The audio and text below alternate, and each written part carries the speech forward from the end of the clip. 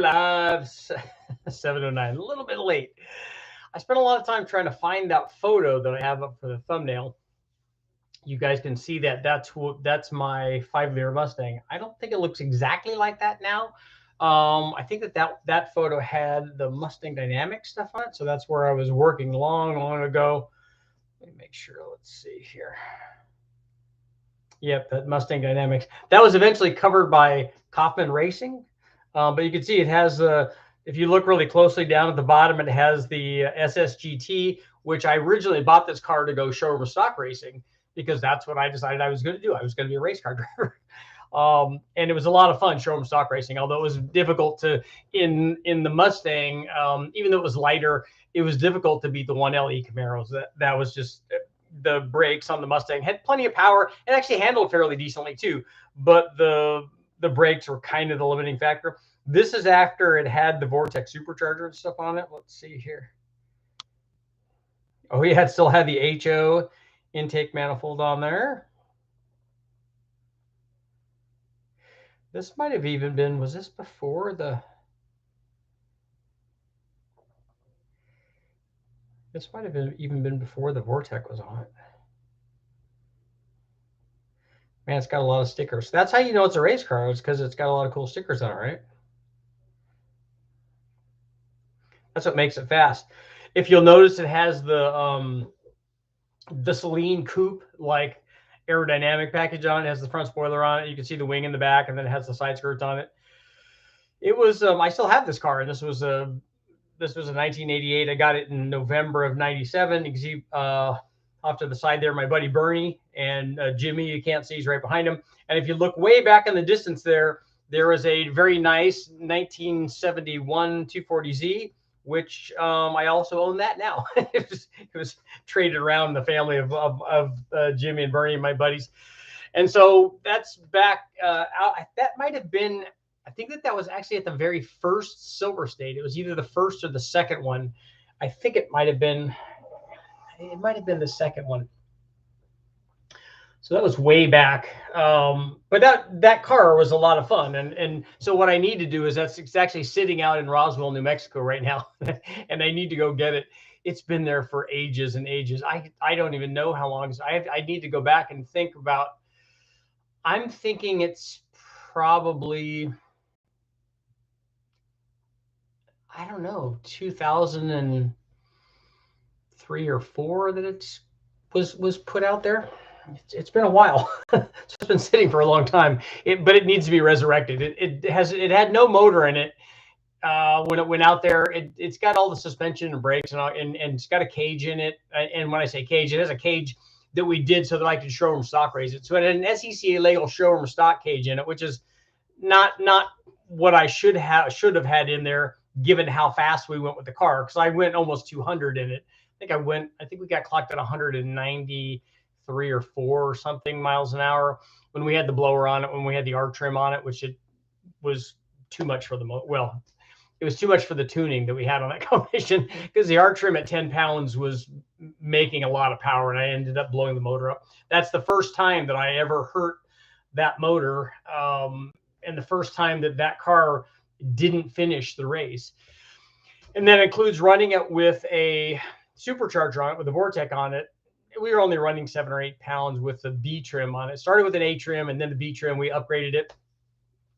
But we would run it with an FMU, like a 10-to-1 FMU, 24-pound injectors, a 24-pound meter, with the fuel pressure gauge pegged at 100 PSI. And it would run for 40 or 50 minutes like that in a basically a wide open throttle kind of race. It ran a number of years NA. It ran all stock basically with just open exhaust on the stock exhaust manifolds, and then we put headers on it, and that helped a little bit. And it had a K&N filter, and the kind of the little things that you do, turning the distributor and all the stuff back in the day. And then we finally stepped up, and eventually it would have a little bit lower compression piston. It had a set of Wiseco forged pistons in it. And then it had the KPI TFS high port heads on it, which were more head than that combination needed. But then it would eventually get the crane version of the 274 cam, so like a 550, 560, 224, 232 kind of camshaft in it, which worked really well. I tried a variety of different gears in this thing. From it originally came, it was ordered with 308s because like I said, I was road racing in it and we wanted more gear. I did have air conditioning. It had a radio delete, which thinking back now, I was doing a radio delete because, I wanted to save the weight, but I kept the air conditioning on. I would eventually remove the air conditioning and take it off because, there's so much more power there if you take the air conditioning off. When you're young, you do stuff like that. Given doing it now, I would order the radio and the air conditioning. It had cruise, and so it would have been more fun driving around because I did spend a lot of time road racing it in showroom stock and learning how to drive before I went pro and ran in World Challenge.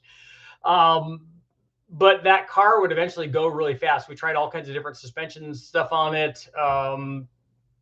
Shock, springs, bars, the normal kind of things. Now I think it has Kenny Brown coilover stuff on it, or it did. I don't know if they're even any good anymore. I don't know how long shocks last when they're just sitting. But we tried 308s, we tried 273s, we even went down to 241s, which is a weird ring and pinion set that they had in might have been a 1 year only 351 van or Bronco, but with a 3-speed C4 or C6 trans. So they wanted to have a bunch of gear in it. And we tried that because we were thinking, well, we'll try running it in 4th gear instead of 5th gear. And so when we were running this thing, we would run it like when it was NA and when it was stock. It would run about the same speed in 4th gear as it would in 5th gear, but it would be running at like 6,000 in 4th gear. And then at 41 or 4,200 in 5th gear, it would run about the same mile an hour. It would just not overheat because you were overspeeding the water pump basically and cavitating the water pump running at that RPM. So running in 4th gear, and then in 5th gear, it was just cruise, just loafing along at 41 or 4,200 RPM. And then after we would put the blower on it, it would add at least another 1,000 RPM of top speed to the car. So I remember when the first year, I think is when Pratt Cole won it in a Testarossa, and I remember thinking, a guy could come out and win this if he had a supercharged Mustang. If my Mustang had blower power on it, and then it would win. And it ended up doing that. It ended up averaging 167 miles an hour for the whole race, and then people started obviously getting very serious about it, bringing NASCAR, old NASCAR motors and cars and stuff out there. And one guy brought an Indy car, and Big Red was out there, and some guy brought a 959, and just all kinds of crazy stuff. So it was a really fun race, and it was fun in the Mustang. But I need to get that thing running again. I really like that car. I bought it new, and I'm an original owner, so it needs to kind of get put back together and put some kind of cool motor in it. Even if it's just a 5-liter that runs, it would still be fun. Is 8 here? I ain't. Did I see him? Yes. So are you still in the hospital? Hopefully you're doing well. You're talking like we can see what you're looking at. Did you see you guys should have seen the photo in the thumbnail, right? I can show you here. You can see the photo there.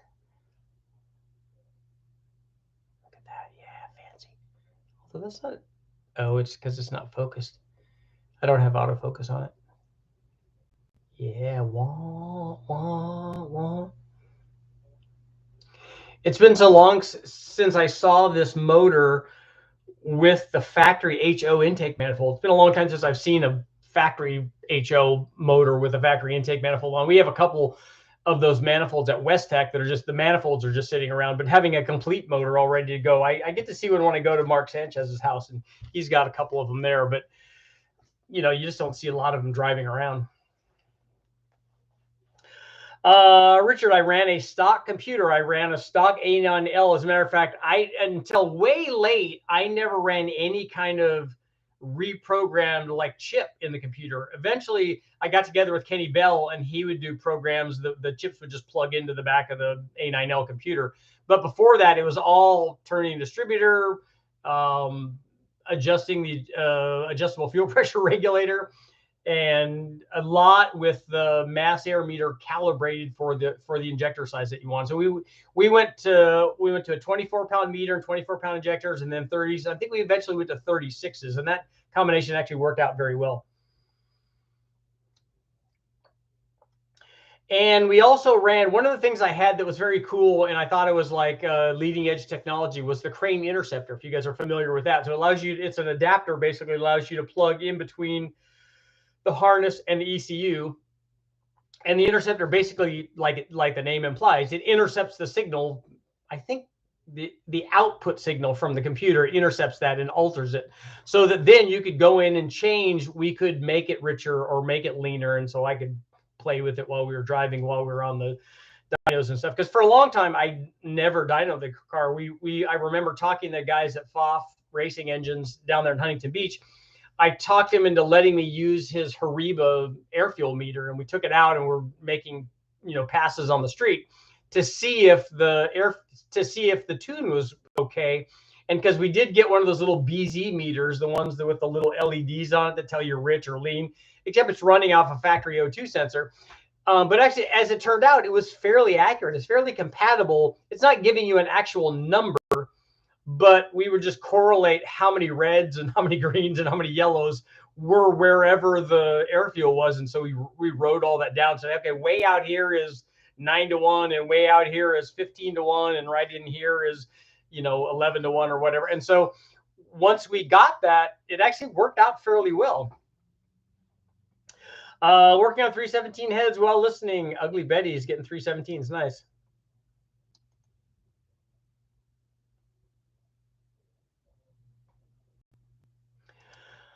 Half fast. A buddy of mine has 241s or something in his 306. It's an 84 F-150. It's a 4-speed overdrive. Okay, cool. Would you coyote swap it if you were given the opportunity? Probably not. I don't really want a coyote in there. I would rather have a 5-liter in there. I was thinking about putting the Barrett in there, which I think would kind of be cool. It needs to run a turbo so that we can see the longevity of the turbo. Yeah, that would be good. And I remember James Silver State, that car sounded awesome. So you were out there. That's awesome. I remember for a long time with what the heck are they called? The mufflers that had the little plates in them. They ran on motorcycles all the time. Somebody remind me what the name of those are. They had interchangeable plates. We ran them on the RD400 that a buddy of mine had. Super traps, that's what they were. Super traps. So you'd run the little plates on them. I never realized how bad those were on the Mustang. We took all the plates out and just let it be open, which is what we did at the Silver State. The thing made a lot more power than the way that we had it capped. Even if you had a lot of stacked plates on there, it was pretty restrictive. Yeah, Gordy was at FOF.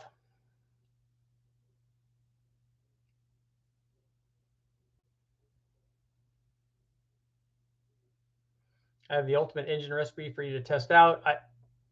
10 pounds of car weight per foot-pound of torque. Okay. Katie, I've been pushing my eBay GT45 for 6 years. I think that they last a long time. That one that I have has hundreds and hundreds and hundreds of runs on it.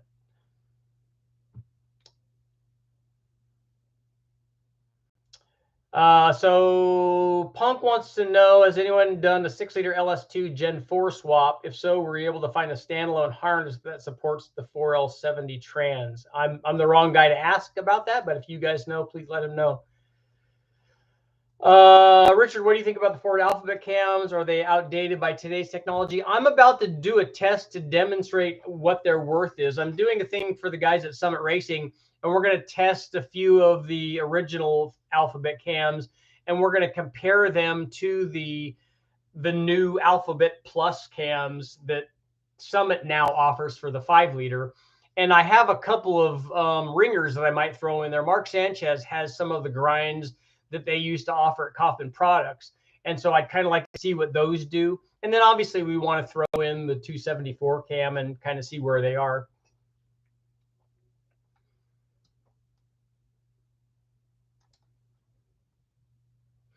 Did you ever run it on Steve's or Powertrain show shop down? Yeah, I ran it a lot there. Yeah, Steve helped me out a lot, and so did Vadim at the show shop. I did a lot of stuff with them because I had a shop right around the corner. And even before I had the Rammer Technology shop around the corner, I was down there with those guys all the time. Will routing my wastegate into my downpipe full exhaust hurt power or anything? Probably not. All of that exhaust would be going out anyway. You're just adding a little bit of exhaust to it from whatever the wastegate is.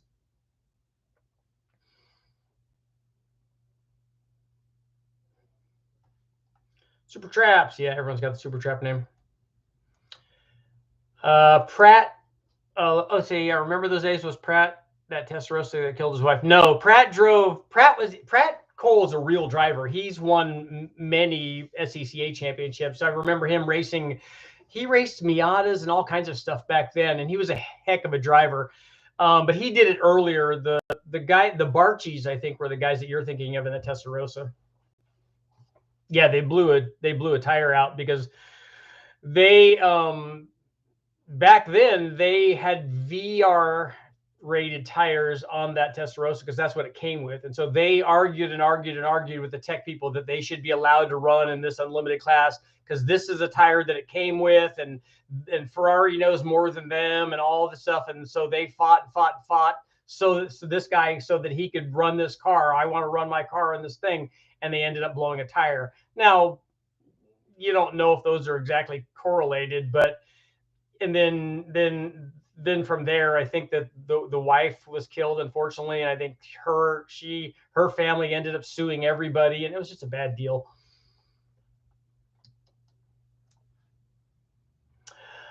I'm doing well, thank you. I plan on returning to Sacramento tomorrow and be working on my swap. Nice. Robert, it's my little brother's birthday. Can you love the channel? Can you give him a happy birthday? Yeah, happy birthday. What is his name? Do you remember a guy running an old IMCA car that was a buddy of mine? I did some of the aluminum work on it. I remember a guy running an American Indy car, or trying to run an American Indy car, which we thought was awesome. We loved the car, but it was way too low for that road.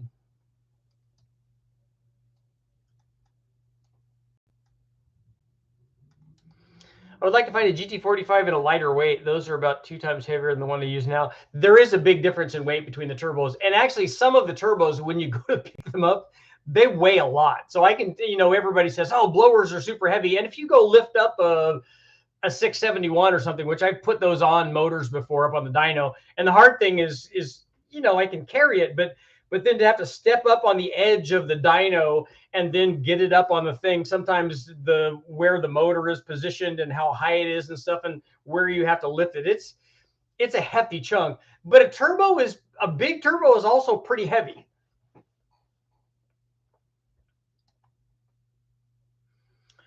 What's your thoughts on going from 1.6 to 1.7 rocker to raise lift? Mine's at 480, trying to get 510. I have an Extreme Air 258 cam. Yeah, the little bit of lift might help you, but make sure that you have enough spring for that, because you're going to run in. Well, if you already have 1.6 roller rockers, that's okay, and you're going to a 1.7, but still, it will introduce valve float earlier. Hey, Richard, have you run Flowtech 180 small block forward heads? I have not ever tested those. And I haven't tested the, what are the other ones? The Skip White stuff. I haven't tested any of those either.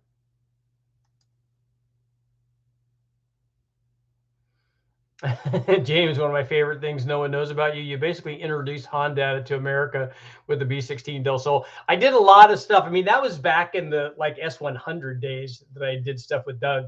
And they're good people there. They eventually broke my record at Bonneville. I tried many years before they were able to do it, which something always like bad luck always befell them. I mean, they set a ton of records on other stuff, but in the class that I had with that Honda Civic, they tried, and every time something bad would happen, the car caught on fire and broke, all kinds of stuff. And then finally they were able to do it, which is good on them.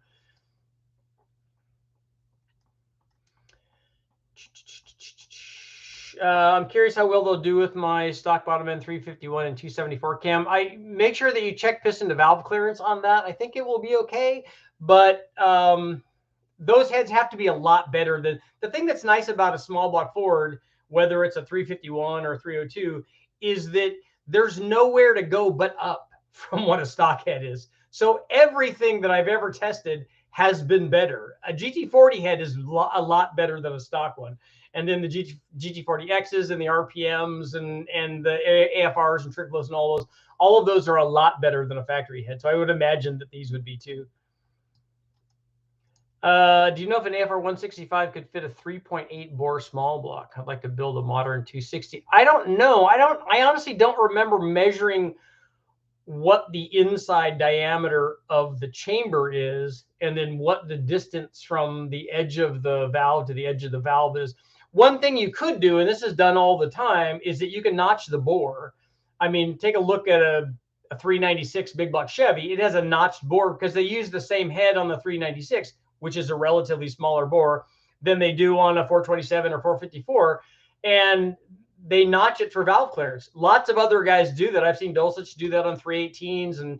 And so it doesn't hurt anything if the notch is inside the sealing surface of the gasket, which if the chamber diameter is that big and the gasket's that big, it's all going to mate up. And so you don't have to worry about that notch. 454 or 427 LSX. I don't know what the question is. Is it which one I like better or something? Hey, Richard, have you ever heard of the 79 935 K30 Le Mans race car that made 750 horsepower, 800 with the boost turned up? Is that the Kremer stuff? I know what a 935 is, and it's a gigantic turbo that they used.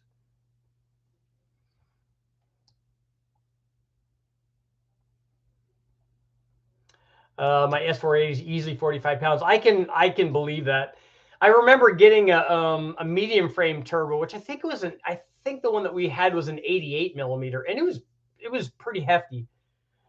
Have you ever changed an iron manifold on an FE Ford? I have, actually. We did one on the dyno, and we were joking that we needed the engine hoist to come do it because it's really hefty, because it's half of the cylinder head too, of both heads. A fake Boss 302 would be very neat in your LX.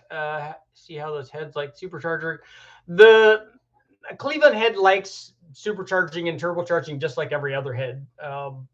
If it makes a certain amount of power, then it makes more power under boost. Cleveland's do that, and Windsors do that, and they all do that. The Cleveland is a really good head, a really good factory head. It's not great compared to an aftermarket Windsor head, but it's really good compared to a factory head. Moby Dick, are the Kremer Porsches? Yeah, both of those. Is there anything to look out for when you're trying to slow down a front-wheel drive car? The difference from a rear-wheel drive car when you're doing land speed stuff. The land speed stuff in a front-wheel drive car is way better, in my opinion, because and it's not the slowing down. The slowing down is easy. You just pull the parachute. Or for the longest time, even going 200 in that car, we never used the parachute. And then they yelled at us and said, "Look, you're going fast enough. You need to use your chute." We didn't want to use the chute because we didn't know how to repack it, because we kept having to ask other people to pack it for us. And then we finally learned how to do it. It's really not that hard. Once somebody shows you how to do it, you're like, really, that's it? We thought there was magic to it, because it's the parachute. And it's the thing that's going to save your life. And so we thought this has to be done exactly this right way. And after we did it, we're like, just fold that thing up and stuff it in there. It's just fine. But so we wouldn't pull the chute. So slowing down is easy. Out there, you have all the room in the world, and you don't use the brakes. You just, let the car start slowing itself down. The aerodynamic drag will slow the car down a lot. Obviously, the more aerodynamic the car is, the less that works. But it will slow down. As soon as you let off on the gas and you're not providing power anymore, it will start slowing down. Just do it easily. Come off the gas easy. And like I said, on a front-wheel drive car, on a rear-wheel drive car, when you're powering the car, especially if you don't have traction, which you're fighting traction in a rear-wheel drive car because you don't have the weight over the back, although guys put lots of weight over it. But the back end wants to pass the front end, which is not a good situation, especially at speed. In a front-wheel drive car, this thing we would go to full throttle at the top of fourth gear and then have full throttle in all of fifth gear.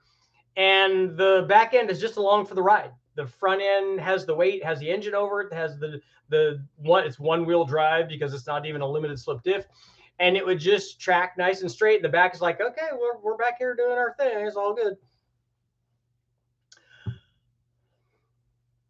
Why does the SCLX 5-liter not run? Are you asking about my car? It doesn't run because it doesn't have a motor in it right now. Cleveland's also have bore notches to help low lift flow. Okay. Pontiac 350 has notches. Cool. I really want to do a Pontiac.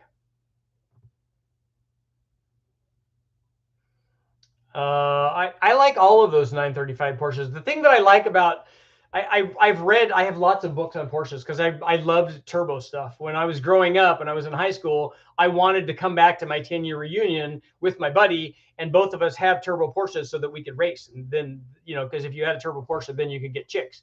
I just wanted it because I thought the car was awesome, even though it was the early ones were like 6-to-1 compression and then no boost and then all the boost, and so they were kind of diabolical. But the thing that I liked about the racing ones is that they had a knob in there where the driver they shouldn't ever let the drivers do that, where the driver could turn the power up, and that's not a good idea because drivers are always want more power. So what are your plans with the Mustang so far? Well, the first step would be to go get it. I would imagine that, I don't think he's here. Dan probably knows about the Porsche stuff because he's a big Porsche guy.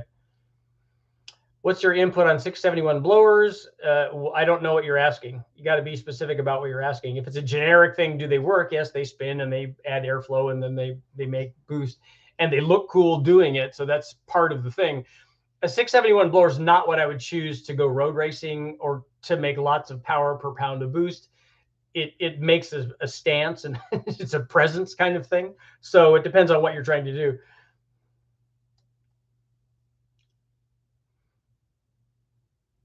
I think you should put your Mustang exactly back the way that it was back in the day. It was in a lot of different configurations, though, as I saw. For a long time, it races just an LX notch.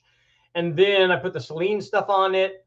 And then we ran it with an NA motor for quite a while. And then we did the heads and cam. And then we did different intakes on it. I had a Cobra one, a modified Cobra one, a welded imported one, a GT40. And then we put I eventually got the Vortec, the serial number 001 Vortec. Any more 307, 305, 283 or other small block Chevys plan? Always interested in those things. The guy down at West Tech has a Fuely 283 that he's going to run. They're putting it together. It's been a long time because he's doing a numbers matching kind of thing. So he had to find the right block and all the stuff. So they're putting that together. So when they run that on the dyno, I'm going to try to do a story on that.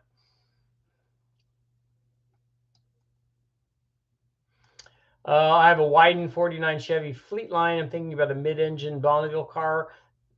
That would be good as long as if you can get the weight back where the drive wheels are. But it's also you're asking the one side to steer and one side to drive, and a front wheel drive just works better in my opinion at Bonneville. They're much safer to drive, I think.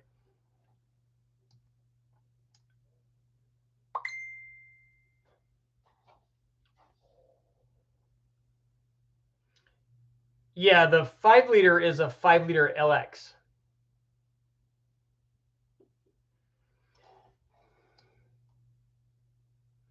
Who was the guy that was in a chat a month ago that was going to donate Richard a Pontiac 400? I can't remember who that was. All my buddies from high school drove V8 Vegas and Pintos. We had a guy at our high school that had a V8 Vega. His parents had a speed shop, and so he always had his car was really fast.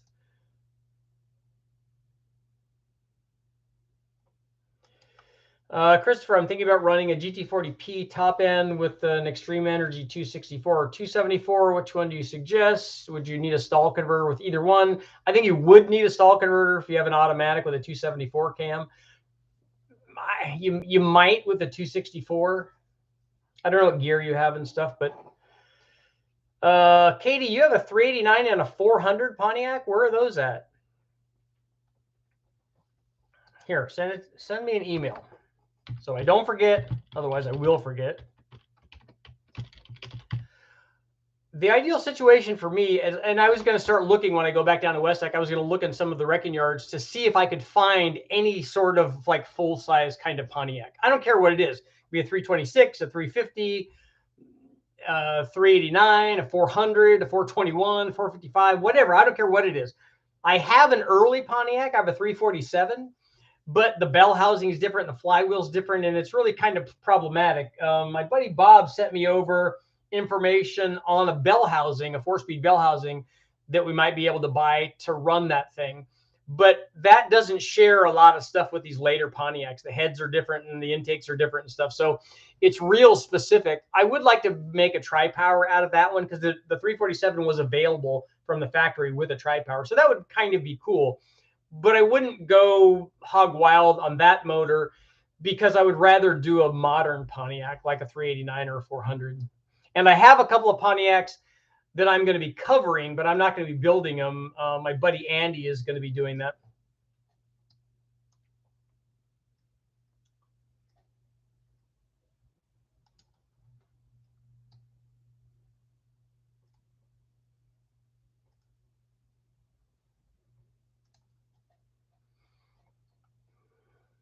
Pontiac 400 with BME aluminum rods. Wow. 30 over, 12-to-1 pistons. That's like a real one.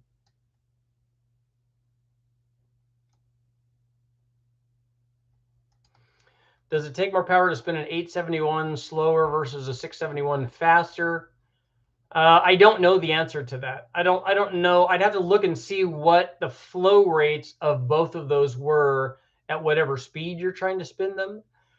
There's not an absolute number there. There's going to be a crossover. Normally, it's if you're trying to max them out, normally spinning the bigger one slower results in less parasitic loss. But I don't know about the weights of the rotors and stuff. I'd have to ask. But the Whipple stuff is going to be much less power to drive than an old root style supercharger. I've always wondered how the Buick 3.8 turbo has made the power and torque it did despite how much lag the stock turbo has. Well, the rating of the power output is irrespective of the lag. You had serial number 001 and you still didn't have it. No, actually, and I had serial number 007 R trim. And I actually don't know if there were any before that because that R trim that I had was actually the one that was on the Carcraft top speed car that Duttweiler built, that motor. And they gave them both back to Vortec, and I think that they've since lost them, which is, I kick myself for doing that. I was trying to do the right thing and make sure that they had them. I thought that they would put them in a display case so that when people walked into their place, into their facility, that these things would be on display, and they should be. And I don't know what happened to them. Junkyard Explorer 5-liter with some valve springs and the Vortec. You're already at the Junkyard for the test stuff. Anyway, grab one. The problem with the Junkyard Explorer is almost everything has to be changed. The front cover has to be changed. The intake would have to be changed. The heads would be okay, but not if it has P heads. I would want one that has just regular GT40 heads. I already have a 5-liter motor sitting in my shop or in my storage area, so having a motor for that's not a big deal. The Sprint 6 is very interesting. I did make a couple of calls on one of those. I'd like to run that. The 5-liter needs twin turbos blowing into a Whipple with nitrous and water breath injection. It just needs all that, right? Aaron, you had the Oldsmobiles. Okay, what do you have? Do you have a 350 or a 455? What is it? I just put big Brembo brakes on my Camaro to slow the turbo 6-liter down. That's a good idea. I have a set of not Brembos. I have a set of what are they? I think Bayer did them, but I think that they're the Corvette calipers and rotors for my Honda Civic for the 99 Civic Si. So it has the mounts and everything, and I think they're just sitting in the box. Build a D16 Honda, that would be good.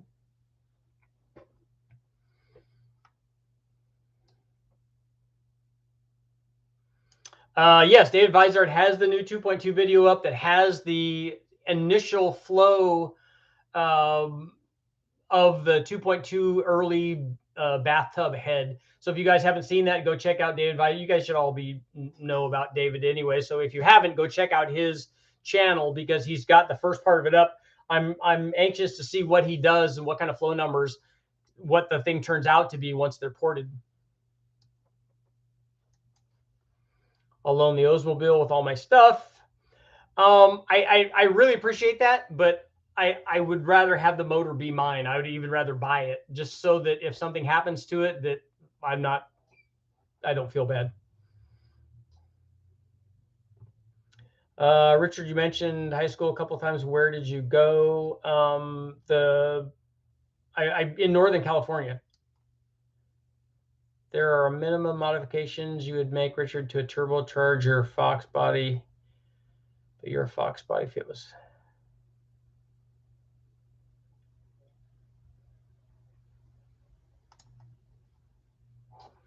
Fox body if it was stock. I don't understand all that. I got a friend in Fresno with some Pontiac 400 Ram Air stuff. I'll hit him up. Yeah, let me know. It doesn't have to be a specialty one. In fact, what I would like is some sort of bone stock running 2-barrel, could be a 4-barrel too, but a 2-barrel motor so that I can then upgrade from there. That would be ideal. That's why I want to find one. If I could find one in a wrecking yard that was running, it's still a runnable deal, that would be awesome. It gets harder and harder to find 70s era stuff, especially 70s era stuff that would still be running. When we see those things like the wrecking yard that I go to down in Ontario, down by where West Tech is, when I go to that one, they have a lot of they have a weird section, I call it. It's classic cars and things in there. There's all kinds of weird stuff in there. And so I go look at that stuff. And, sometimes you might find I've seen Cleveland's in there and on occasion, but a Pontiac would be cool. I have seen a couple of Buicks in there.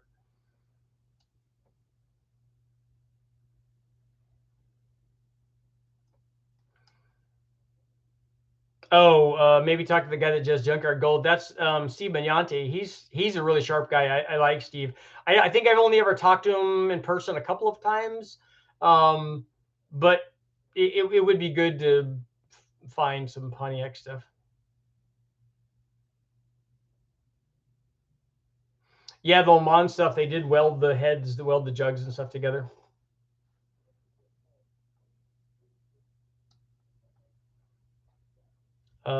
Katz Auto Salvage in Lansing, Michigan. Man, how would they have older cars out there? Wouldn't they all be rusted to death? Can you make a video on small block Fords maintaining torque and increasing horsepower? My torque goal is 250 to 270 range with the maximum horsepower possible. So why do you want to make? So you have to have a power curve like a Honda. Then I don't know if you're going to be able to VTEC that motor. What's the best size turbo for a small block Ford 408 that is 500 NA to reach 950 horsepower?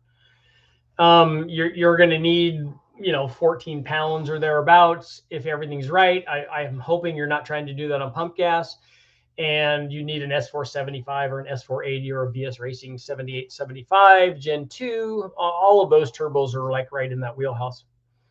The 7.3 Godzilla is very cool, and I think that Brian and Evan over there are doing a great job with that stuff.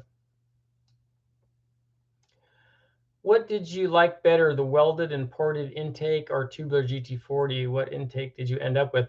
And see, that's the thing. It's not, people look at it like, okay, well, I tried a whole bunch of different things, just like I do in this channel. I wasn't trying to find the best thing. We tested a whole bunch of different ones. I worked with the guys from Extrude Hone for a while, and we extrude honed a whole bunch of different things. I think back then, Celine was doing these cut and welded and ported Cobra manifolds. They were shortening or lengthening the plenum or doing something. And so we wanted to try it all. And quite honestly, I don't remember. I'd have to go back and if that data is still there at West Tech, because I don't have it here. I need to see if the really, really early stuff is even still available. Like when I did the eight small block Ford cams, and when I did some of that testing where we compared the, I honestly don't remember there being a big difference between the really modified one and the regular one. When they were extrude owned, that helped. But I don't remember doing that test with a blower though. My first car was a 65 Pontiac Tempest. Nice. I would like to do some BMW stuff or Volvo stuff. I really like those cars. I've owned a few of them. What do you think of 93 and 85 mixing for turbo cars? I've never tried it, but I don't know why you wouldn't be able to. You're basically just making it not E85 anymore. You're making it something less than that. And I've been told, and I've never tested this, but even all the way down to E60 or E50, that it's still really effective. 66 GTO, nice. Pontiac Beaumont.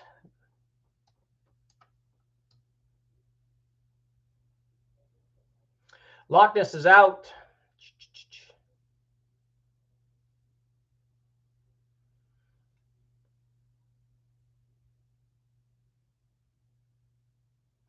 This is an interesting question. Tech question, Richard. I slid off my cardboard creeper today. Nice, the use of cardboard creepers. That's excellent. Doing a trans service on a customer's 08 F-150. I got trans fluid in my hair. Do I use my last ounce of Dawn or brake clean and a new shop towel? I think you should try the brake clean because then you might streak it also, which would be awesome.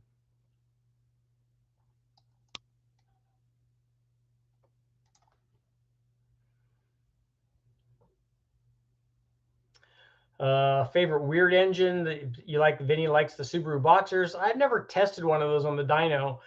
The one I'm excited about recently is the Sprint turbo motor. I would really like to run that 1 liter 3-cylinder motor.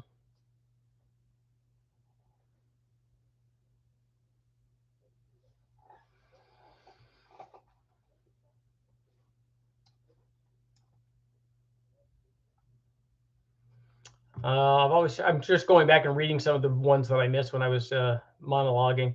I've always heard that the stock Ford 5-liter pushrod can't push more than 500 horsepower, or else the block will split in half. So the block splitting is actually a pushrod problem. That's really good. Really hope you do something with a big block Olds. I'd like to do a 455 Pontiac and a 455 Olds and a 455 Buick, obviously.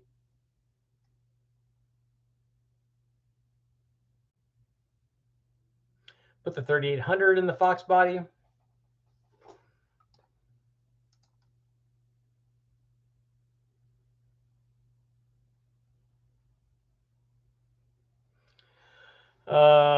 There was a video by Jay Leno's Garage. Jay has lots of cool stuff where he had an old California Highway Patrol car. Yep, those are cool.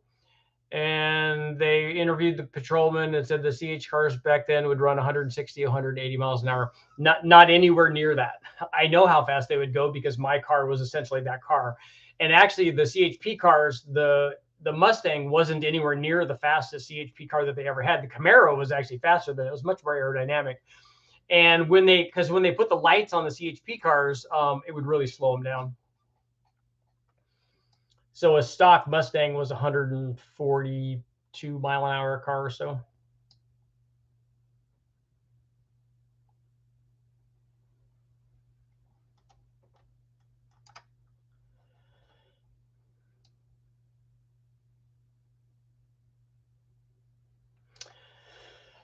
Richard, the camshaft in your Fox body is an XE274HR, right? The one that I don't have a motor in there right now, so there's no camshaft in there. The one that I ran initially was actually the crane version of that, and so it's very similar. I like the camshaft a lot. It worked really well. I don't think it was an ideal, thinking back now, I don't think it was an ideal choice for me to have that camshaft and then run low compression and then put lots of gear in the car also. I remember when we put the 241 gears in it to try to run it in 4th gear, that car didn't want to run in 5th gear down the freeway unless I was going about 90 because it needed more engine speed. Do you think appropriate diameter primaries but shorty header format will keep the torque down low? No, it won't. You need to have length. Or should I size up 1 or 2 diameters to keep the torque down low? It would be a high rever. If you want to make low speed torque with your header, you need to have long primary lengths. In your opinion, did most small block Ford heads flow better than small block Chevy heads? No.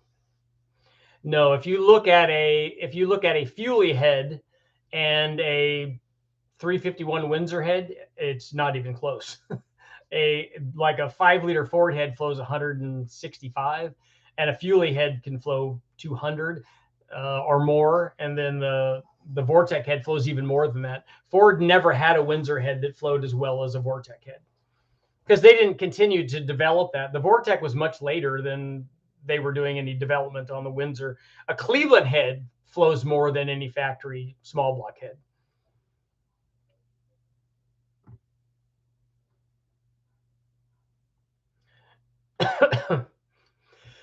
Excuse me. Does the E15 they're starting to sell everywhere have any benefit at all? I haven't seen that. In high school, I drove a 67 Firebird with a 455. That should be good.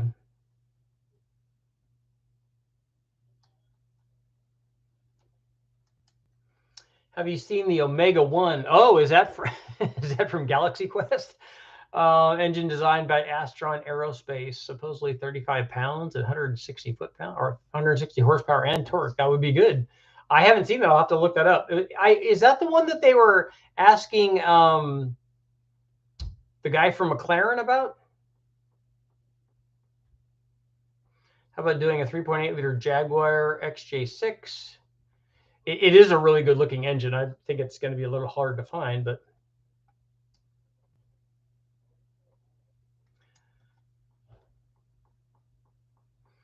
what kind of rear suspension did you run in World Challenge? A Panhard 4-link. We ran a Hal Baer did it, and it was not a torque arm. They used an upper link. It was adjustable. I'm trying to think of what he called it. Justice, thank you very much. Did you have a question? Okay, in your 540 mild versus wild, you mentioned the mild combo needed more lift. Had you added one lift, 520 versus 620, how would that affect the curve? It had power everywhere, only at the top. It probably, if it added power, it probably would not just be at the top. If you added lift, and it might not do anything, but if it did, I have added lift on occasion.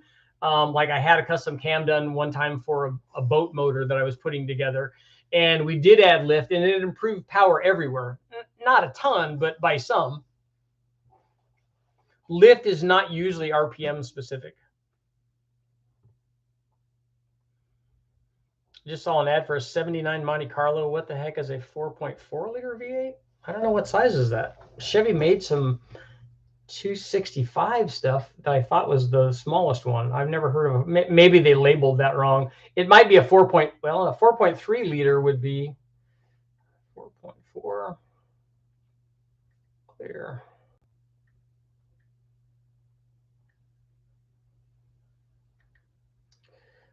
3 divided by 6.6 times 4.4. 268 or 269?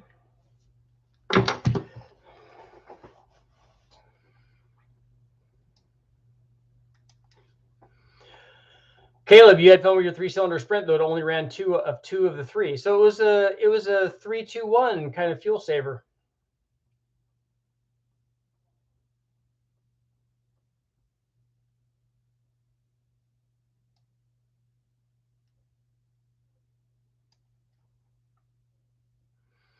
$267, okay.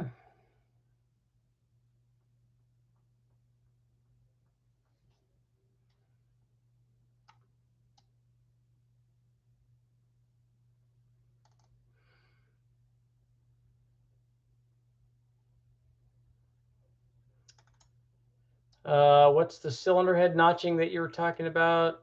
Am I really late here? Have I not? I thought that I was keeping up.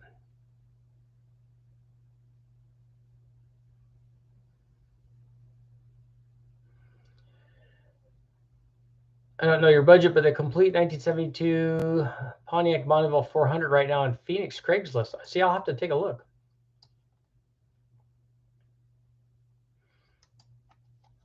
Ed, what's your question? What's the cylinder head notching? Take a look at a look up a L78 396 big block Chevy. Look at or do a search for notching the bore. What it is you have the bore, it's round, and they knock out a small section of it that's the size of the valve. So when the valve comes down, it doesn't hit the side of the bore. And as long as the knots that you take out of that, just think of you like unshrouding the valve, except you're unshrouding the valve on the cylinder. And so as long as what you've unshrouded is still sealed by the gasket, which it is because the gasket's a lot bigger than the bore, then you're all good.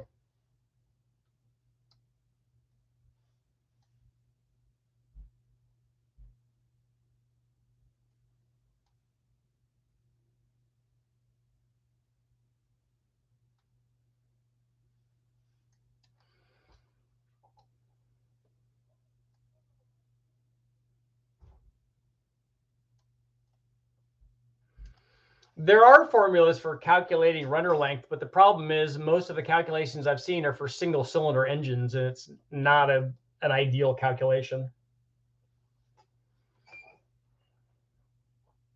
And your calculation for headers is not going to tell you what the header does at different engine speeds either.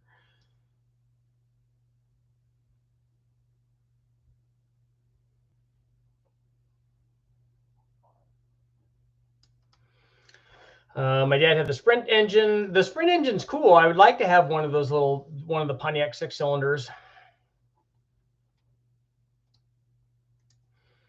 Yeah, they had a 262 also.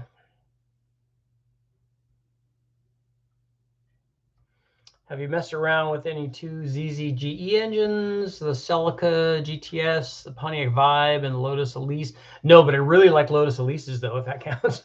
I've not done anything with that motor.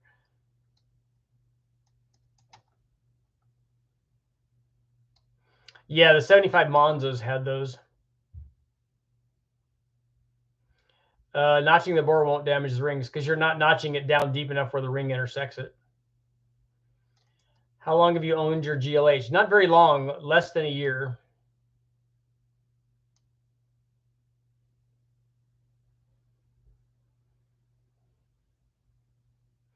I'm the wrong guy to ask about Grand National Motors. I've never even taken one apart.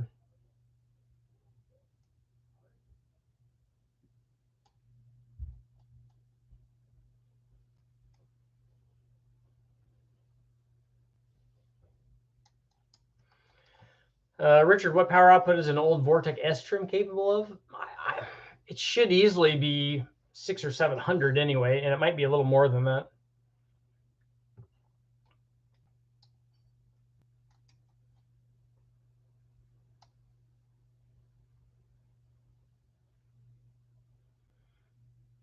Junkyard 3 valve in the LX? No, I wouldn't do that.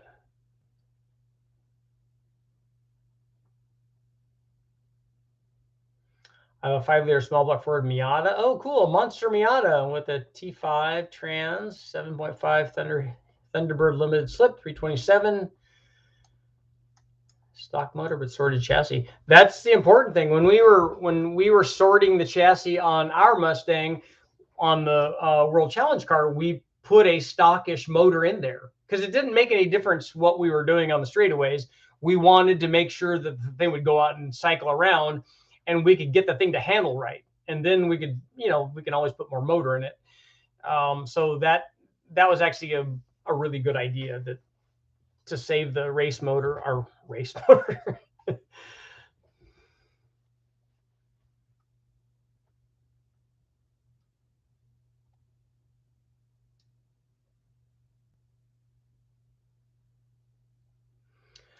Only way to find out headers is to use Pipe Max program. See, I don't think the program doesn't tell you what the thing is going to do through the whole RPM range. and neither does David's camshaft program. It's not going to tell you what the thing does at every RPM. And same with intake manifolds. Even if you can calculate length, which you can, I have books that will do it. But again, it's just not. It doesn't tell you everything about it. That's why when the OEMs design those, and they put all of the dynamic equations of an internal combustion engine, especially a multi-cylinder deal is the problem, with the myriad of different things, the three primary forms of cylinder filling that are intake design influenced, let's say. You get that, and you get cam timing, and then you get multi-cylinder deals, and then so you have all sorts of different waves interacting, and it's really difficult. I mean, a supercomputer or whatever can do that, can crunch those kinds of numbers, but there's lots of testing that also goes on. So when they design all that stuff, they design it and then test it and go, oh yeah, that didn't work, and then they go back and redesign it and then retest it. Then when you have those two things to correlate each other, where you actually have, okay, we calculated that it was going to do this, and then it did this, and we go, okay, well, now we can kind of calculate and we kind of know what it's going to do. Then they can do that. I've never seen anybody that can tell me what the thing is going to do on the dyno from a computer. Maybe they can. I've never seen it.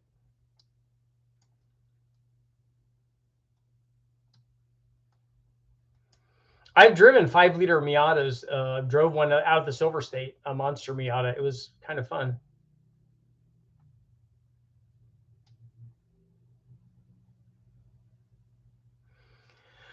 Have you done a turbo inline 6-cylinder comparison between a Toyota 2J and an RB26? Both of those are probably pretty far out of my price range. I do, however, have an RB25.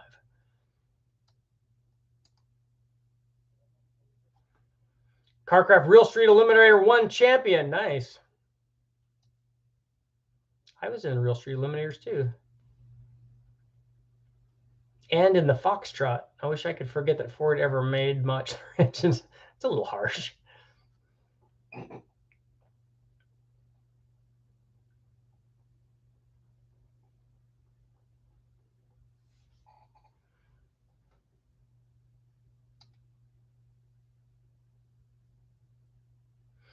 Can you reshape small block heads to have LS ports and chambers to make more power? You don't need to. There's plenty of really good small block, aftermarket small block heads out there. Not any of the factory ones, but there's lots of really good factory ones. You can, and they're all altered valve angle and stuff. And so you can make lots and lots of power with them.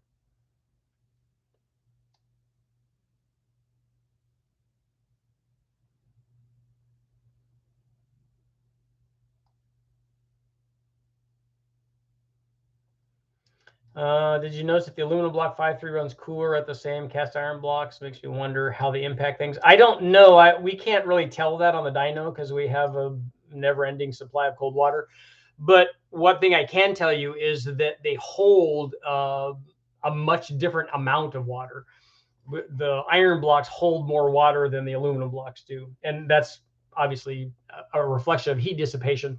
But it means that they designed them for a specific heat rejection amount or capability.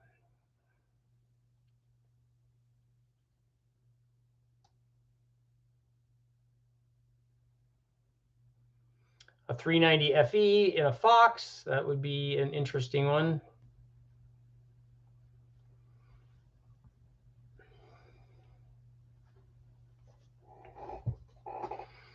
The exhaust manifolds in your 96 Mustang stock motor can withstand 1,000 foot-pounds.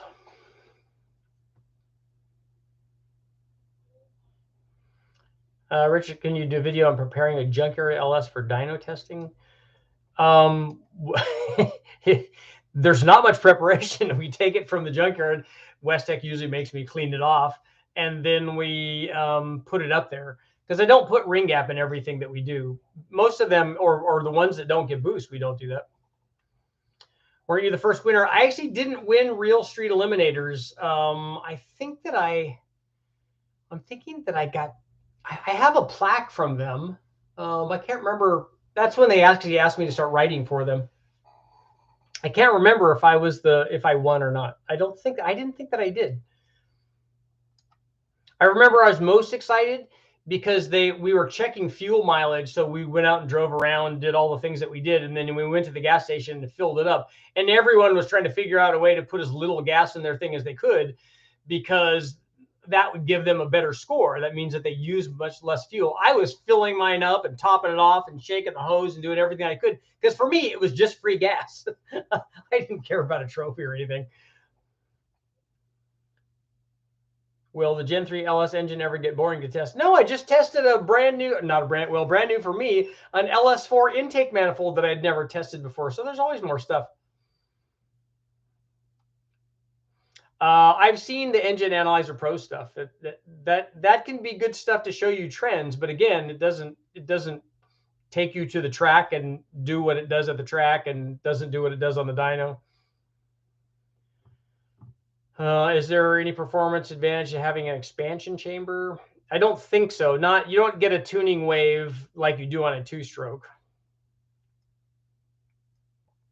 I saw that Amelia is putting a monster big block in that Ford. Do Windsor with LS heads. Somebody's already done that. A 400 FE is straight venom.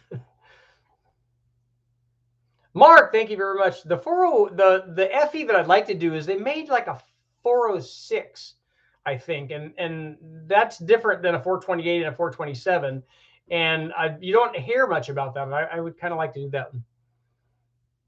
Monster Miata guy here. Run P1 SC and GT40 heads. An intake I own or sell, and NA 19011R heads intake and cam. I don't know what you're asking there. Are you asking a question, or are you trying to sell something, or are you asking me if it will work? You don't have to put more money in. Just tell me what you're trying to ask. I've run a Monster Miata. We ran one out the Silver State. It originally had a Kenny Bell blower motor in it, and then we took that out and put our NA motor in it, and then ran out of gas anyway because the tank wasn't big enough, and tulipped a bunch of the valves because we overheated it really bad. When we got it back, it was only running on 3 cylinders. And when I took the valve cover off, I asked my buddy Bernie, I said, Bernie, are the valve tips all supposed to be like different heights? No, it's not supposed to be like that. 406 1962, yeah.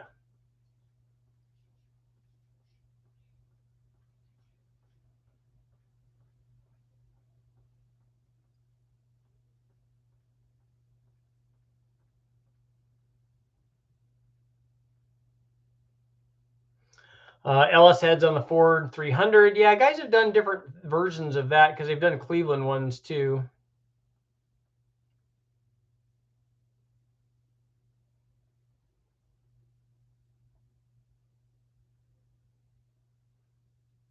Will a Coyote fit in a new Bronco? I think it just depends on how motivated you are, right?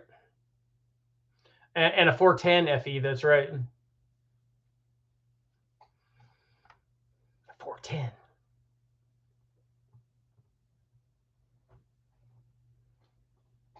Which is also a kind of shotgun. That's the first one I ever shot, I think.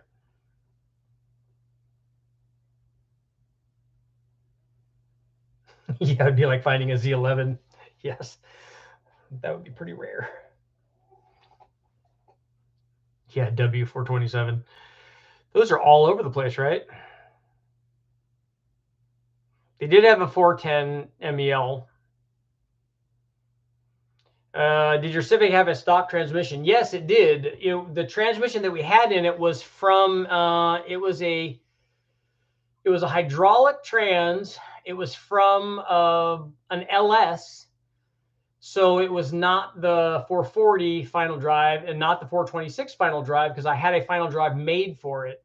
So it had the wider gear split of the LS, and then we had a 4.0 final drive made for it. Okay, Mark, I have a Procharger and Explorer gear, but I was wondering if the TFS 19011R heads will make the car more fun for autocross and just driving. It's an all-stock block.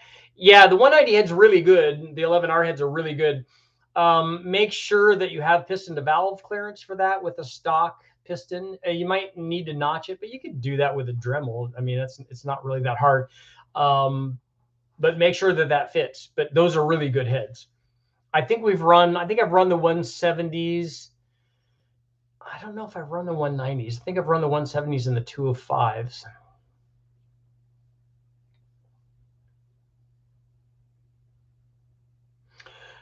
No, not the ZL1 aluminum block. They made a W block that was a 427 the last year before they changed over to the big block stuff.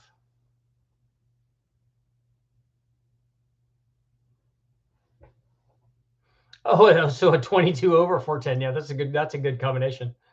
That way you've got the range and the close up.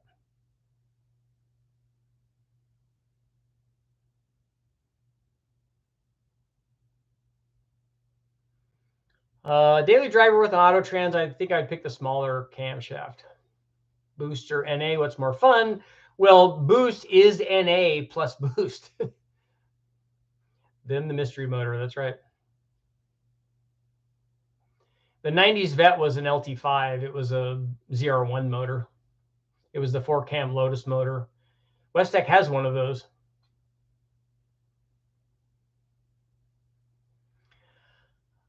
Hello, I love the videos. I have a small block Ford Turbo 306, internally balanced, cryo-treated block, Ford's internals. How many RPM and horsepower can this handle? 7665 turbo. Well, you're going to find out and let us know. If it's a hydraulic roller block, I think, well, 65 is going to be a little tight on the hot side for that. I don't know. I've never taken one to. We've made 775 with one on the dyno, but that's the most I've ever done. Is there any LS recipe that would resemble the old school DZ302? You can do a short stroke version. They actually have you can build that displacement. You can build a 3-inch stroke and a 4-inch bore out of a 6-liter block. You just have to get the crank from one of the Bryant or one of the suppliers that used to make them for the Daytona prototypes, because they made a run of those because they told them you have to run a 5-liter displacement. And then so they're all like, okay, great. Well, we're going to run a 5-liter, but we're not going to run any of the factory cranks, not even the 4.8 crank. We're going to run a 3-inch crank and a 4-inch bore, and that's going to give us the power that we want. In reality, they didn't need that, but it just turned out to be the best combination because they also gave them an RPM limit, and they had to run the factory's long runner intake manifold anyway and all that stuff. So there were a lot of things that limited them, and they weren't running 10,000 RPM. They were much lower. So but you can actually build that. The other option, the cheap option, rather than getting a custom crank like that, is to what guys do is combine the 4.8 crank and rods and then the 6.0 piston and put that all on a 6-liter block. Didn't you build a 363 for your Fox? Yes, it was a Dart SHP block, and we ran a bunch of different things on it. We ran a bunch of Dart heads on it. I ran a 170, a 195, a 210, and a 225 head. We put airflow research heads on it. We put trick flow head, all kinds of stuff. And that one made, I think NA, it made 560 or 565 or something. And then it ended up making more than 1,000 with a single turbo on it. Admiral, you need a lot of cam on a 4.6 with a 268 with those 268 cams.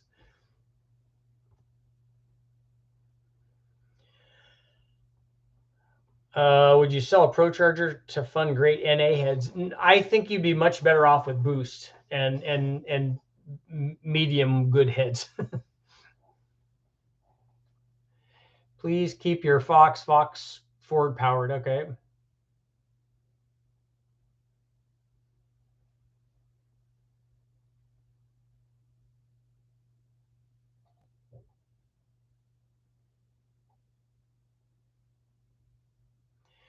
Richard, would there be any benefit to running a 4.6 crank and a 5.4 block so you're changing the rod length dramatically? I don't think so. I've watched the. I'm sure you guys have seen it. It's a really cool channel because I love these motors. The 4AG Toyota stuff, the little 1.6 liter.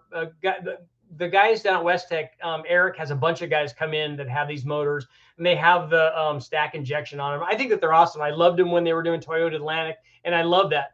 I watched their thing on rod length, and looking at the dyno results that they have, it doesn't look to me like what they're saying happened. And I don't want to badmouth those guys, but it looks to me like the curves that they're generating are not repeatable. And I saw that a lot on some of the stuff down at West Tech too, that these things seem to, especially the higher that they're revving them, they seem to have a lot of glitches in them. And so I don't think that the thing that they're showing about rod length changes the power in the amounts that they're saying. I just don't see how that's possible. And so I think that there's something else, and I would like to take a look at that. But I don't know that you'll get any benefit from changing that rod length there, because look and see what the, look and see what your rod ratio is now with the deck height that you have on the 4.6 block, and then look what it is with the 5.4 block. And, we'd have to test that to see if it did anything. I'd like to see a big change in rod length, and I want to see it do something. I want to see there be a power difference. I just don't see how there can be.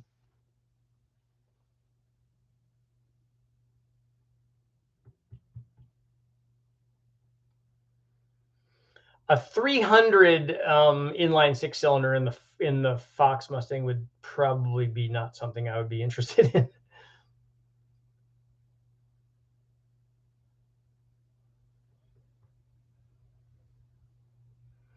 What kind of power difference would you expect between a hydraulic roller and a solid flat tappet? A similar desired power bands and lift? Well, the thing is, I don't think you could get the same lift with a flat tappet as you can with a hydraulic roller, and you're not going to get anywhere near the ramp speed that you do. So the wilder that you want to make that, I think that the more difference that there's going to be in power between those two.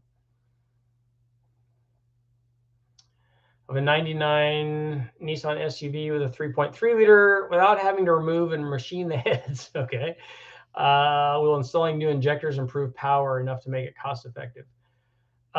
New injectors won't do anything for you. And if you make them different than the stock ones, it's not going to run right, because you have to go and retune it, because the amount of fuel that you're putting in there is calculated by the computer, and it needs to be the right amount. If you make them bigger and it's still supplying the same pulse width, it's just going to inject more fuel, and that's not going to do anything for you. A computer chip upgrade can be good if the factory left something on the table of your combination. So if you can add timing and make it a little bit leaner than it is, and let's say it's too rich from the factory, if all of that stuff is in play and you can change that, then you can get power. Otherwise, no.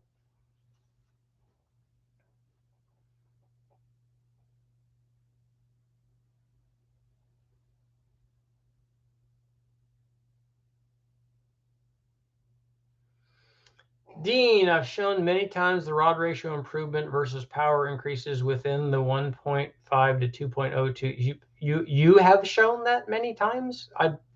Maybe I didn't see the post or something, or the video, or the whatever it is that would show that.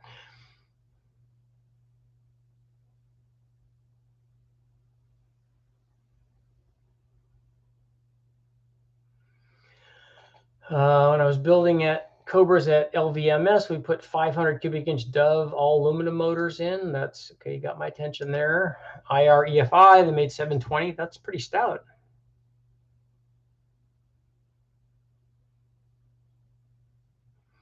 Your Civic ran an automatic transmission? No, it ran a 5-speed from an Integra, a non-VTEC Integra LS or GS. It was a 5-speed.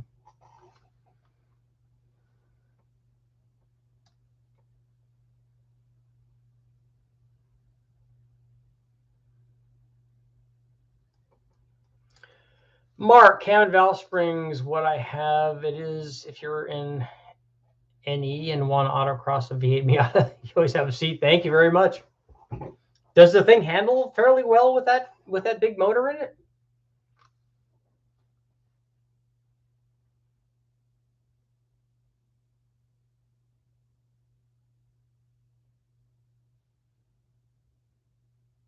Did you say 750 on the dyno on a 302 roller, small block Ford? 775 with a Paxton Novi 2000, I think we ran on there.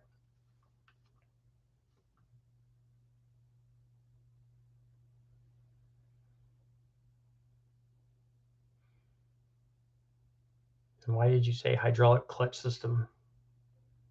Because the actuation for the clutch is hydraulic, because it's a 99 Civic Si.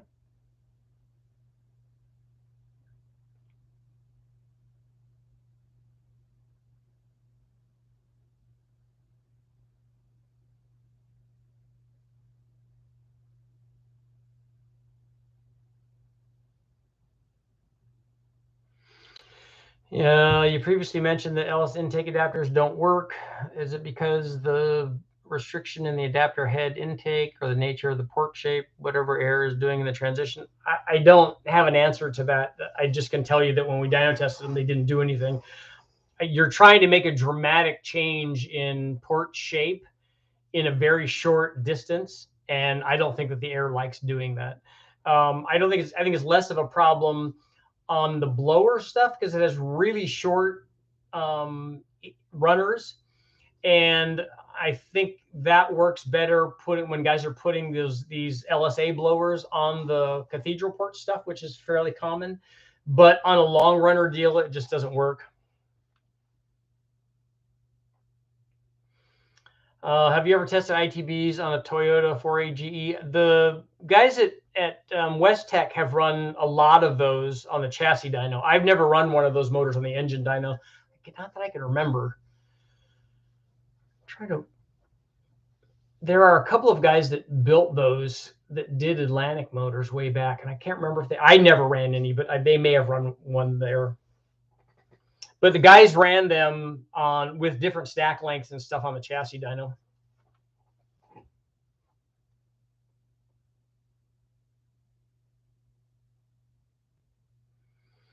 Yeah, a 99 Civic Si was a B16 that made 160 horsepower, so it had 100 horsepower per liter. All of the B16s were that way. In the Del Sol, they were like that. But the B18B, the Civic Type R was 185 horsepower, 1.6 liter, and then the Integra Type R was 195 horsepower, 1.8 liter. I hope I said that right. The Civic or the Integra Type R was a 1.8 liter, the B18C5, and that was 195 horsepower. And the Civic Type R was a 1.6 liter, 185 horsepower. The other one was 195, right? I hope I got all that right.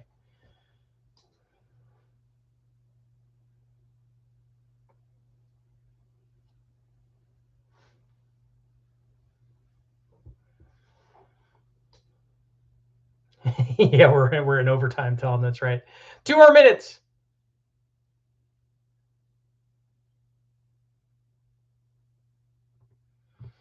I liked my little. I really liked the look of that 99 Si. I really loved the way that they looked. It looked like a BMW to me. I thought they did a really good job on the design of that car. Early Integras had B17s in them. Yeah. They even had a B18C GSR motor.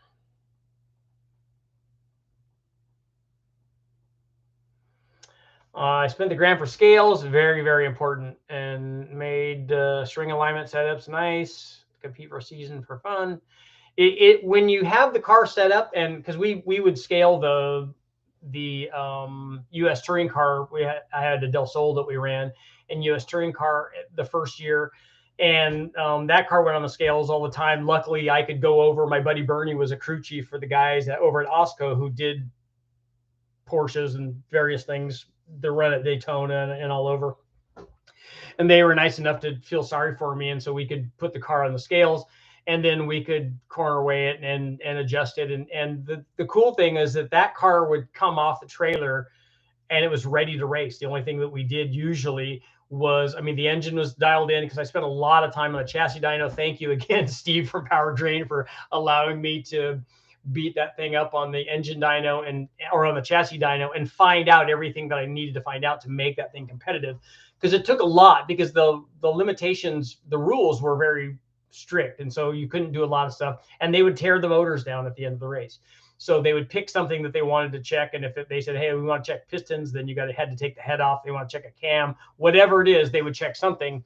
And so I hated that part of it. I hated going home, coming off of the track with a car that ran and worked, and then you didn't have that because you had to go into tech and take it apart.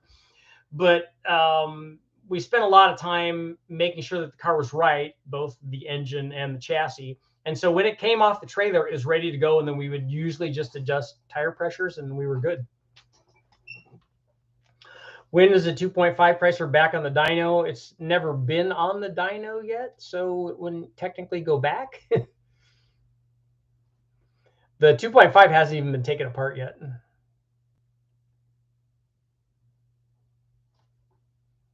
Yeah, the 2.2 head, the early bathtub head or whatever, the G head is the one that David has, and he's doing a lot of work to it.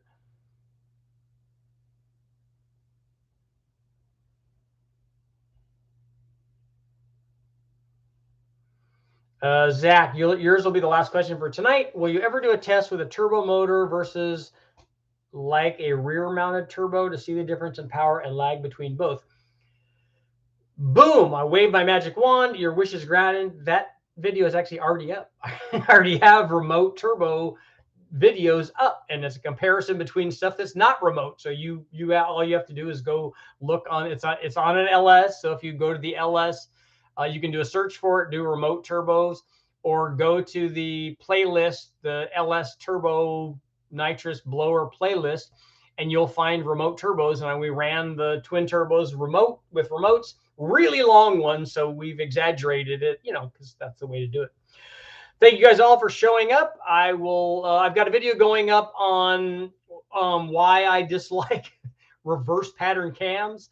That should go up tonight or tomorrow, and then I will see you guys all tomorrow.